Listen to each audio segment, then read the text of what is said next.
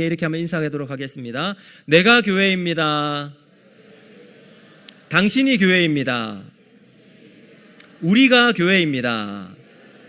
할렐루야.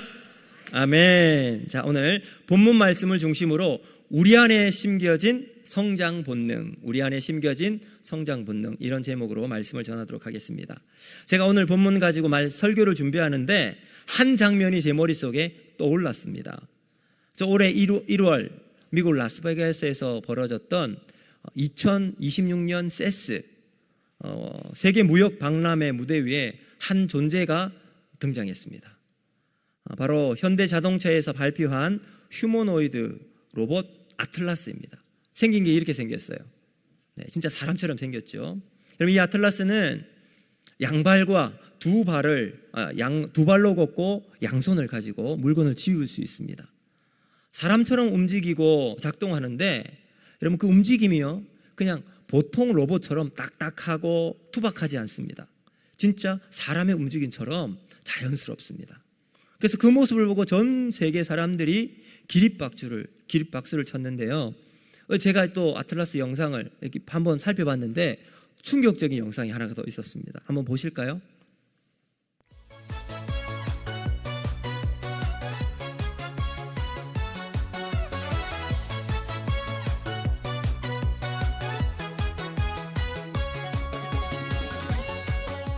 네, 여러분 어디 회사 회식에서 여러분 중에 우리 중에 어떤 분은 저렇게 하실 수 있는 분이 있는지 모르겠습니다. 참 진짜 사람 같죠. 제가 저 영상을 보면서 소름이 돋았습니다. 아니, 저게 로봇이라고? 정말 사람 같지 않습니까? 보니까 이 현대뿐만 아니라 테슬라를 비롯한 세계 최첨단 기업들이 저 아틀라스와 같은 로봇을 이제 엄청난 재정을 쏟아붓고 개발하고 막 프로그램하고 있더라고요. 여러분, 이미 산업 현장에는 피지컬 AI 로봇이 들어가 있는 곳이 정말 많고요. 우리의 삶의 현장에도 이 로봇이 많이 있습니다. 당장 여러분 식당을 한번 가보세요. 식당에 보면 누가 오죠? 서빙하는 사람 대신 로봇이 와요. 그리고는 내가 주문한 음식이 탁 앞에 있고 내가 가져가면 자동으로 쑥 앞에 또 가죠. 자, 여러분, 이런 장면들을 보면서 저는 마음속에 이런 생각이 들었습니다. 그러면 저 로봇과 내가 다른 점이 뭐가 있을까? 앞에 보았던 아틀라스 완벽해 보입니다. 오류 없이 작동하고요, 피곤하지도 않고 불평도 없고 실망하지도 않습니다. 시키면 시키는 대로 다 하죠. 근데 바로 거기에서 차이점이 발생하는 거죠. 이미 아틀라스와 같은 로봇은 정해진 프로그램 안에서 움직입니다. 어제와 오늘 똑같이, 그리고 내년에도 똑같을 겁니다. 물론 거기에 조금 더 많은 정보를 입력하고 또 여러 가지 상황들을 넣어놓으면 조금 더 발전하고 놀라운 모습으로 또 새로운 모습이 보여질 수도 있겠지만, 기본적으로 로봇은 프로그램 안에서 진행을 할 겁니다. 여러분, 그 안에는 생명이 없어요. 바로 그것이 우리가 로봇과 차이가 나는 결정적일 겁니다. 하나님은 우리를 창조하셨습니다. 하나님의 형상대로 우리를 만드셨어요. 그리고 우리를 다 다르게 만드셨습니다. 각 사람마다 그 사람만이 가지고 있는 유일무이한 DNA를 심어주셨어요. 여러분, 우리가 학교에서 학생들이 공부를 배우는데 졸업을 하면 다 똑같은 사람이 됩니까? 아니에요. 전부 다 다른 삶을 살아가요. 어떤 아이는 노래를 잘 부르는, 또 어떤 아이는 체육을 잘하기도 하고요, 어떤 아이는 수학, 영어를 잘하는 아이가 있습니다. 미술과 만들기에 재능을 보이는 아이도 있습니다. 말이 없고 수줍어하지만 자기를 정말 사랑하는 아이도 있고요, 다른 친구들을 잘 돌보는 아이로 자라게 되죠. 하나님은 이와 같이 우리를 다 다르게 만드셨습니다. 여러분, 정말 그렇죠. 하나님은 우리 모든 사람들에게 그 사람만이 가지는 유일무이한 DNA를 심어주셨습니다. 자, 그리고 그것보다 더 신비로운 것을 하나 더 하나님이 심겨주셨는데, 그것이 바로 오늘 제가 여러분과 함께 이야기하고자 하는 내용입니다. 바로 성장 본능이에요. 여러분, 씨앗을 땅에 심으면 어떻게 되죠? 반드시 그 씨는 싹을 틔웁니다. 아무도 시키지 않아도, 누가 보는 일 없어도 생명이 있는 씨앗은 반드시 싹이 나게 되어 있습니다. 이것이 바로 성장 본능이죠. 그럼 15절 한번 보시면 이렇게 이야기합니다. 범사에 그에게까지 자랄지라. 그는 머리니 곧 그리스도라. 그럼 하나님은 우리가 자라기를 원하신 줄로 믿습니다. 왜요? 우리 안에 하나님의 생명을 심어 놓았기 때문입니다. 그래서 하나님은 우리가 단순하게 구원받는 상태에 머물기를 원하는 것이 아니라 우리가 예수 그리스도의 성품과 인격에 이르기까지 자라기를 원하세요. 그래서 우리는 그렇게 자랄 수 있도록 하나님은 무한한 성장 가능, 잠재력을 놓으신 거죠. 저는 오늘 여러분과 함께 우리 안에 심겨져 있는 이 성장 본능을 어떻게 폭발시키며 살아갈 수 있는지 두 가지로 살펴보며 은혜를 나누고자 합니다. 첫 번째, 이 성장 본능은 어떻게 나타나는가? 우리가 배울 때 성장점이 터진다라는 사실입니다. 자, 여러분 한번 생각해 보세요. 무덤이 변합니까? 변하지 않습니까? 변하지 않아요. 시간이 지나도 그 무덤은 항상 그 자리에 있어요. 사람이 옮기지 않는 이상 그 무덤이 커지거나 작아지지 않습니다. 항상 그 자리에 있어요. 고여있는 물. 여러분, 고여있는 물은 어떻게 되죠? 썩습니다. 우리 중에 어느 누구도 고여있는 그 물을 마실 생각을 하시는 분은 한 분도 없을 거예요. 왜요? 고여있는 물은 썩기 때문에. 움직이지 않는 공기. 여러분, 오래된 창고 안에 들어가 보세요. 들어가면 벌써 냄새부터 달라요. 쾌쾌하고 코를 찌르는 악취가 진동을 하죠. 자, 여러분, 이와 같이 변하지 않는 것들의 공통점, 거기에는 생명이 없다는 겁니다. 여러분, 행동 심리학에는 자극과 반응이라고 하는 아주 중요한 주제를 화두로 던지고 있는데, 자극을 주는데 반응이 없다. 그럼 뭔가가 문제가 있는 거예요. 자극이 약하거나 거기에 반응이 없으면, 거기에 뭔가가 움직임이 없다면 생명이 없는 것으로 간주를 합니다. 그래서 반응에는 두 가지가 있는데, 무조건적인 반응과 학습된 반응이라는 것이 있어요. 먼저 무조건적인 반응은, 여러분, 뜨거운 곳에 내 손에 닿으면 어떻게 되죠? 아, 뜨거워 하면서 재빨리 손을 떼는 행동을 합니다. 여러분, 연골, 무릎 중간쪽 볼록 쏙 들어가 있는 그 부분이 있죠.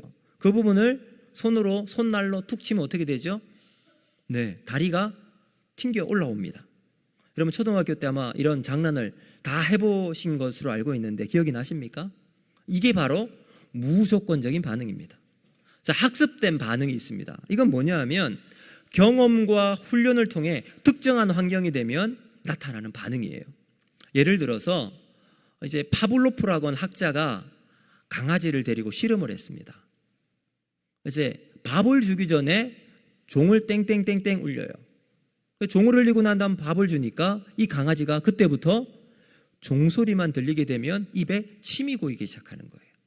자, 그 다음은 종을 울리고 난 다음 밥을 주지 않아도 이 강아지가 입에 침이 고이게 되는 거예요. 이게 왜 이렇게 될까요? 학습된 반응으로 나타나는 거죠. 자, 여러분, 이와 같이 배움에는 성취를 이루기 위해서는 반드시 자극이 필요합니다. 여러분, 이 자극을 통해 성장 단계로 들어가는 지점을 성장점이라고 말할 수 있습니다. 자, 사랑하는 성도 여러분, 그렇다면 우리 영혼의 성장점, 멈추어 있는 우리의 성장점을 다시 폭발시키는 하나님의 자극은 무엇인가? 저는 배움이라고 믿습니다. 여러분, 흔히 우리가 이렇게 생각하는 경우가 많죠. 시간이 지나면 우리의 신앙은 저절로 자라게 될 것이다. 오늘 이제 세례를 받으신 분이 여기 계십니다. 학습, 유아 세례, 입교, 여러분 이제 세례를 받으신 분이 계시는데, 이제 이 세례를 받고 나면 신앙생활이 끝날까요? 계속해야 될까요? 계속해야 합니다. 이제 세례 받았으니까 나는 끝났다라고 생각하시면 어떻게 될까요? 안 된다는 거죠. 우리도 마찬가지예요. 신앙생활을 오랫동안 하면 직분을 받아요. 신앙의 연수가 1년, 2년 차곡차곡 쌓이게 됩니다. 그러면 내가 믿음도 저절로 성숙한 것으로 착각하는 경우가 있어요. 하지만 여러분 기억하시길 바랍니다. 배움을 멈추는 순간 우리는 나이와 상관없이 과거의 감옥에 갇히게 된다는 거예요. 여러분, 젊을 때, 젊은 시절 가졌던 꿈과 미래를 가지고 내 삶의 미래를 열어놓고 달려가고 살아왔을 겁니다. 그런데 그렇게 살아갔던 내 삶이 어느 순간 배움을 멈추고 그 자리에 머물기 시작하면 그때부터 단절이 일어나요. 세대 간의 단절이 일어나고 시대를 읽고 볼 수 있는 눈이 막혀버린 사람으로 변하게 됩니다. 그러면 내가 가진 과거의 편견과 고집으로 살게 되면서 그 결과 주변에 있는 사람들을 힘들게 하고 아프게 만드는 사람으로 변하게 되죠. 과거의 감옥에 갇혀 살아가는 사람이 되는 겁니다. 반면에 끊임없이 배우는 사람은 다릅니다. 나이가 80이 되어도 늘 청년과 같은 마음으로 새로운 미래를 꿈꾸고 변화를 두려워하지 않게 되죠. 여러분, 성경에 나온 대표적인 인물이 바로 갈렙입니다. 여러분, 갈렙은 85세가 되었을 때 그는 이렇게 고백합니다. 여호수아 14장 11절과 12절 말씀 우리 같이 한번 읽어보겠습니다. 시작. 모세가 나를 보내던 날과 같이 오늘도 내가 여전히 강건하니 내 힘이 그때나 지금이나 같아서 싸움에나 출입에 감당할 수 있으니 그날의 여호와께서 말씀하신 이 산지를 지금 내게 주소서. 아멘. 여러분, 저는 이 말씀을 읽을 때마다 가슴이 뛰어요. 85세에 노인이 된 갈렙이 뭐라고 고백합니까? 이 산지를 지금 내게 주소서 외치고 있습니다. 여러분, 그는 과거에 갇혀 살지 않습니다. 나 예전에 여호수아와 함께 맨 앞에서 전쟁의 선두에서 무찔렀던 그 날만 추억하며 살아가지 않습니다. 과거에 붙들려 있지 않아요. 여러분, 갈렙의 위대함은 그 육체적인 강건함에 있지 않습니다. 하나님 앞에서 여전히 배우는 사람이었습니다. 갈렙은 아직도 믿음으로 배우고 아직도 도전하고 아직도 하나님을 경험하기를 원하고 있습니다. 과거의 은혜만 머물지 않고 또다시 도전합니다. 지금도 하나님이 일하실 것을 믿고 있습니다. 그래서 고백하지요. 이 산지를 내게 주소서. 여러분, 갈렙은 아직도 미래를 향해 손을 뻗는 그 영혼의 청년다움을 가지고 있습니다. 자, 사랑하는 성도 여러분, 여러분은 어떻습니까? 오늘날 갈렙과 같은 삶을 살아갑니까? 아니면 무덤처럼 생명 없는 모습으로 살아갑니까? 여러분, 바라기는 우리 모두도 갈렙처럼 머리 대신 그리스도에게 자라가기는 영적인 청년으로 살아가는 저와 여러분이 되기를 주님 여러분 축복합니다. 자, 여러분, 오늘날은 역사상 정보가 가장 넘쳐나는 시대입니다. 손가락 하나면 1초 만에 내가 원하는 답을 다 얻을 수 있어요. 여러분, 챗 GPT 그 앱을 켜서 질문 한번 해보세요. 답이 금방 툭 튀어나옵니다. 완벽한 답을 우리에게 제공해 주죠. 그런데 그 답을 받는 우리는 변하지 않습니다. 지식은 쌓이는데 영혼은 왜 자라지 않는 것일까요? 답은 간단합니다. 쉽게 얻는 것은 쉽게 잊혀지기 때문이죠. 여러분, 우리 중고등부 학생들이 있는데 시험 전날 공부하는 학생이 문제집을 푸는데 답안지 보고 시험 공부를 한다고 생각해 보세요. 답안지를 보고 문제를 풀면 그 문제는 너무너무 쉬워요. 이해가 다 되는 것 같아요. 그래서 그 답안지 보고 쭉 풀면 야, 오늘 공부 다 했다 라고 덮고 그 다음날 시험을 보기 위해서 이 시험지를 받고 문제를 풀면 문제를 풀 수 있을까요? 없을까요? 잘 못 풀어요. 시험 점수가 좋을까요? 여러분, 상상에 맡기겠습니다. 다 잊어버립니다. 기억이 나지 않는 것이 태반일 겁니다. 왜 그럴까요? 씨름하면서 배우지 않았기 때문에 그래요. 진짜 배움은 씨름하고 울면서 새벽에 엎드려 막 열심히 공부하는 그것이 내 것이 되기 때문에 그렇습니다. 우리의 믿음도 마찬가지예요. 말씀과 씨름하다가 비로소 깨닫는 그 한 구절의 말씀이 내 영혼을 움직여요. 내 삶을 변화시키는 하나님 말씀이 되는 거죠. 그러면 그 말씀이 10년, 20년이 지나도 내 영혼을 지키는 생명의 말씀이 되는 겁니다. 하나님의 말씀이 내 영혼에 깊이 쌓이고 묵상이 쌓이고 거룩한 배움이 축적이 되면 여러분 때때로 사탄이 우리를 유혹할 때가 있잖아요. 그때 그 유혹을 이기는 힘이 생기게 되는 거죠. 삶의 고난을 돌파하는 영적 능력이 거기서 나타나게 되는 겁니다.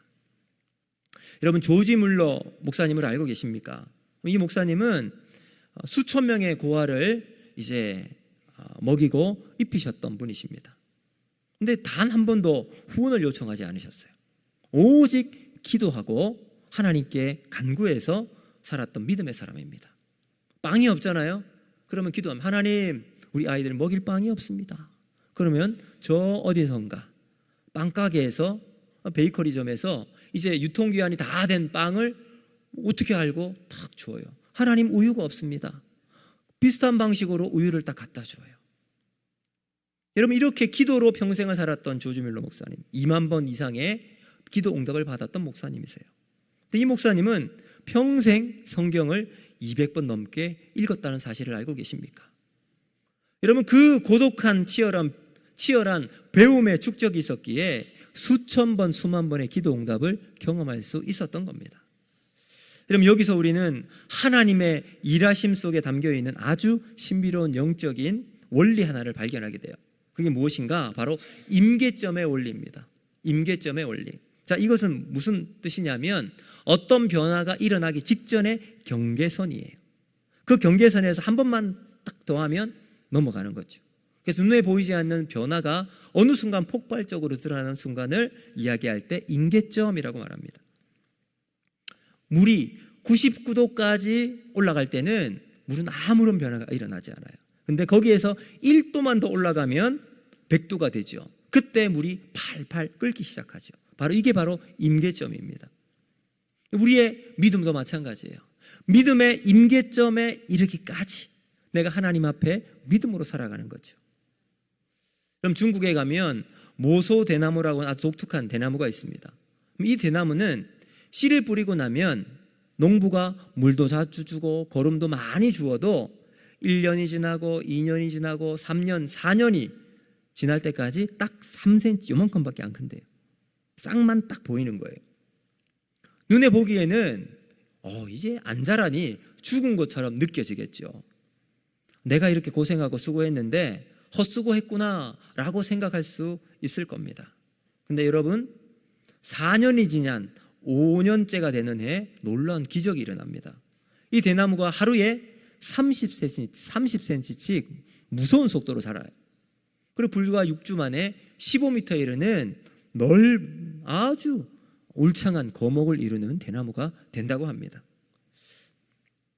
자, 제가 여러분께 묻겠습니다. 그럼 이 지난 4년 동안 이 모소 대나무는 성장을 멈추고 놀고 있었던 것일까요? 아니에요. 눈에 보이지 않는 땅 속에서는 사방 수백 미터로 뿌리가 뻗어나가고 있었다는 거예요. 보이지 않는 성장을 축적하면서 모소대나무가 자라고 있었던 거죠. 보이지 않는 그곳에 임계점을 채우고 있었습니다. 사랑하는 성도 여러분, 혹시 여러분 가운데 이런 마음을 가지고 계신 분이 계실지 모르겠습니다. 목사님, 매주 예배를 드리고 새벽에 나와 기도하기도 하고 눈물로 하나님 앞에 간구하는데 왜 내 삶은 항상 제자리에 있을까요? 내 남편은, 내 자녀는, 내가 가르치는 우리 아이들은 왜 변하지 않을까요? 여러분 낙심하지 마길 바랍니다. 지금 여러분의 그 눈물은 사라지는 게 아닙니다. 지금 여러분이 엎드리는 그 예배와 헌신적인 기도, 허공에 흩날리는 것이 아니라는 거예요.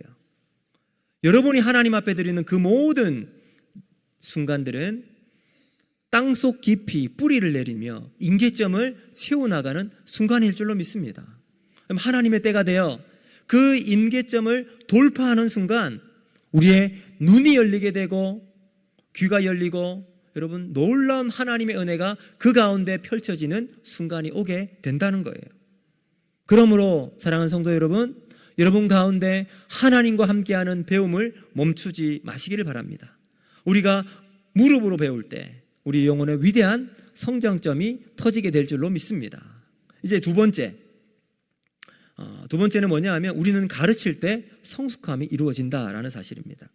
자, 이제 성장점이 터졌어요. 싹이 나라기 시작합니다. 이렇게 시작한 거룩한 생명은 그 다음 단계인 성숙으로 들어가야 해요. 자, 오늘 본문 16절 말씀 우리 같이 한번 한 목소리 읽어보도록 하겠습니다. 16절 시작. 그에게서 온 몸이 각 마디를 통하여 도움을 받음으로 연결되고 결합되어 각 지체의 분량대로 역사하여 그 몸을 자라게 하며 사랑 안에서 스스로 세우느니라. 아멘. 자, 여러분 여기 보시면 하나님 나라는 혼자 자라는 게 아니래요. 혼자 자라는 게 아니라 서로 연결되고 결합되어 각 지체의 분량대로 역사하게 한다라고 이야기해요. 혼자 자라는 게 아니라 도움을 받아서 그 다음 연결되고 결합이 되어서 각 지체의 분량을 만들어 나간다고 이야기합니다. 그러니까 여러분, 이 성숙은 혼자 잘라서 혼자 하는 것이 아니죠. 옆에 도움과 함께 하는 것이 필요하다는 겁니다. 이런 말이 있잖아요, 여러분. 빨리 가라면 혼자 가고 멀리 가라면 함께 가라. 우리의 영적 성장은 이 목표는 빨리 가는 게 목적이 아닙니다. 함께 가는 거예요. 천국을 향해서 함께 꿈을 꾸며 함께 걸어나가는 삶이 필요한 거예요. 진정한 성장의 완성은 나 혼자 은혜 받고 만족하는 데 있지 않습니다. 각 마디를 통해 도움을 주고받으며 서로 연결하고 결합되어 함께 자라는 데 있는 줄로 믿습니다. 여러분, 이것이 하나님이 원하는 성장의 모습이에요. 영적 지도자 도슨 도르트만은 이런 말을 남겼습니다. 한번 보실까요? 내가 배운 것을 다른 사람에게 전할 수 없다면 나는 아직 배운 게 아니다 라고 이야기를 했어요. 여러분, 진짜 그래요. 진짜 배움은 머리로 기억하는 지식으로 남는 것이 아니죠. 내가 깨달은 이 진리, 복음을 내가 경험하고 난 다음 다른 사람에게 알려줄 때 그것이 진짜 나의 진리가 되는 거예요. 누군가에게 가르치고 그 영혼을 눈물로 낳을 때 비로소 그 진리는 내 혀끝을 통과해서 명료해지고 내 인격을 바꾸는 진짜 능력이 되기 때문에 그렇습니다. 여러분, 공부할 때 한번 생각해 보십시오. 다 이해하고 아는 것 같아요. 그래서 이제 친구에게 내가 이해하고 안 것을 한번 설명해 주려고 하면 설명한 것이 막힐 때가 있죠. 이때 우리는 비로소 깨닫습니다. 내가 아직 제대로 모르는구나. 그래서 가르치는 자리가 곧 자라나는 자리고요. 그것이 나를 살게 만듭니다. 여러분, 오늘은 특별히 이제 교사주일입니다. 전 세계 학자들이 지금 이 시대 아이들을 진단하면서 공통적으로 사용하는 단어가 있어요. 그게 바로 불안 세대입니다. 불안 세대. 역사상 가장 풍요로운 시대를 살아가고 있는 우리 아이들입니다. 부족한 것이 없어요. 무엇이든지 원하는 것을 다 얻을 수가 있습니다. 근데 코로나 3년을 지나고 우리 아이들 마음속에는 불안이 있습니다. 혼자 보내는 것이 더 편리해진 시대입니다. 스마트폰 하나만 있으면 모든 정보를 손에다 쥘 수 있지만 여러분, 야외 체험 학습을 하면서 모기에 물렸다고 앰뷸런스를 부르는 시대입니다. 왜 그럴까요? 불안하기 때문에 그래요. 학교에 가는 것도 두렵고요. 친구 관계가 두렵고 미래가 두렵기 때문에 그렇습니다. 꿈이 무엇인지 모르지만 엄마가 학교 가라니까 가고 학원 가라니까 가는 아이들이에요. 조금만 마음에 들지 않으면 가슴이 무너지는 것 같고 죽고 싶다라는 말을 너무나도 쉽게 내뱉는 아이들입니다. 그럼 이 아이들에게 필요한 것이 무엇일까요? 더 많은 정보가 아니에요. 정보는 챗GPT한테 물어보면 다 압니다. 그러나 여러분, AI에게 답을 이야기 물어보면 정확하게 답을 1초 만에 줍니다. 여러분, AI는 망설임이 없어요. 틀리지 않습니다. 눈물도 없습니다. 하지만 그 AI는 결코 아이들의 영혼을 살릴 수 없습니다. 우리 아이들에게 필요한 것은 무엇일까요? 바로 함께 망설여 주는 겁니다. 함께 망설여 주는 거예요. 함께 아파하고 함께 고민하고 함께 눈물 흘려주며 기도하는 거예요. 이 아이들의 복잡한 삶의 맥락을 읽어주는 영적 교사가 우리에게 필요한 겁니다. 우리 아이들은요, 정답을 통해 변화되지 않습니다. 바로 그렇게 함께 손잡는 우리 교사들, 부모들, 우리 성도들을 통해 변화가 일어나기 때문입니다. 손을 붙잡고 함께 울어주는 교사의 눈물을 보면서, 치열한 삶의 자리에서 말씀으로 살아가는 부모의 삶을 보면서 얼어붙었던 그 영혼의 치유의 햇살이 찾아오게 되는 겁니다. 자, 그런데 여러분, 우리가 우리 아이들을 잘 가르치고 오랫동안 탁 이끌어주고 있지만, 그럼에도 불구하고 우리는 상처를 받습니다. 그렇게 순수하고 천사 같던 아이들이 어느 날 등을 돌리기 시작해요. 그렇게 신실하게 섬겼던, 정말 친했던 우리 집사님, 장로님, 권사님, 갑자기 나에게 깊은 상처를 줄 때가 있습니다. 그때 우리가 충격을 받죠. 아니, 내가 저 사람을 얼마나 믿었는데, 내가 얼마나 저 사람을 신뢰하고 함께 했는데 어떻게 나에게 이럴 수가 있을까? 여러분, 이럴 때 기억하시길 바랍니다. 사람은 다 그렇습니다. 사람은 다 완벽하지 않습니다. 가장 가까이 있는 사람이 우리의 등을 찌르는 거죠. 그러면서 우리가 배울 수 있어요. 아, 그럴 수 있구나.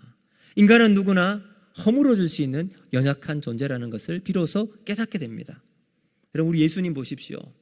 3년 동안 동고동락했던 제자 가룟 유다가 배신할 것을 미리 아셨어요. 베드로 3번이나 부인할 것을 우리 예수님 다 알고 계셨습니다. 근데 예수님 어떻게 하셨습니까? 끝까지 사랑하셨습니다. 그들을 불쌍히 여겨주셨어요. 사랑하는 성도 여러분, 진정한 성숙은 환경이 좋을 때 사랑하는 것이 아닙니다. 상처받은 그 자리에서 예수 그리스도의 사랑의 태도를 선택하는 것, 그것이 가르침이 빚어내는 가장 위대한 성숙이 될 줄로 믿습니다. 오늘 이 자리, 특별히 교사주일로 사랑하는 우리 아이들의 말씀을 전하는 교사 여러분, 오늘 여러분의 눈물은 반드시 열매로 맺게 될 줄로 믿습니다. 여러분의 진심이 반드시 그 아이의 영혼 속에 남아있게 될 것입니다. 가르치는 그 자리에서 다른 누구보다 먼저 가르치는 우리 자신이 예수 그리스도를 닮아가고 성숙한 영적인 인물로 살아나가는 여러분이 되기를 바랍니다. 그러면 그 아이들의 모습은 여러분을 보고 예수님께 돌아오는 믿음의 역사가 일어나게 될 줄로 믿습니다. 이제 말씀을 맺도록 하겠습니다. 사랑하는 성도 여러분, 하나님은 우리를 로봇처럼, 우리가 처음에 보았던 아틀라스처럼 그렇게 만드시지 않으셨습니다. 하나님 우리를 잘하는 존재로 만드셨어요. 배우면서 자라고 가르치면서 성숙하는 존재입니다. 어제보다 오늘 다르고 오늘보다 내일 더 그리스도를 닮아가는 우리 모두가 되기를 주님의 이름으로 축복합니다. 그러므로 이 자리에 여러분께 이렇게 묻고 싶습니다. 지금 여러분의 영혼은 잘하고 계십니까? 주님 말씀으로 잘하고 계십니까? 배움의 자리에 있습니까? 누구를 가르치고 그 배움의 지식이 또 그 마음이 흘러가도록 사명의 자리에 있습니까? 오늘 눈물의 한 알의 미러를 심으시길 바랍니다. 삶의 자리에서 그 말씀 한 구절 가지고 치열하게 살아가는 우리 모두가 되었으면 좋겠습니다. 여러분, 당장 열매는 보이지 않을 수 있어요. 느껴지지 않을 수도 있습니다. 그러나 하나님의 때는 반드시 올 줄로 믿습니다. 그 임계점을 돌파하는 순간 여러분의 인생은 30배, 60배, 100배의 열매로 하나님이 주신 은혜를 맛보고 살아가는 삶이 될 줄로 믿습니다. 그러므로 우리 안에 심겨져 있는 이 성장 본능을 믿고 그 본능을 주시는 하나님을 바라보고 살아가는 우리 모두가 되기를 주님의 이름으로 축복합니다. 자, 마지막으로 빌립보서 1장 6절 말씀 우리 같이 한번 읽고 말씀을 마치도록 하겠습니다. 시작. 너희 안에서 착한 일을 시작하신 이가 그리스도 예수의 날까지 이루실 줄을 우리가 확신하노라. 아멘. 우리 하나님은 우리 안에 착한 일을 행하셨기에 반드시 예수의 날을 이루실 줄로 확신할 줄로 확신합니다. 그러므로 그 하나님이 완성하실 그날을 바라보고 살아가는 저와 여러분이 되기를 주님의 이름으로 축복합니다. 이 말씀을 기억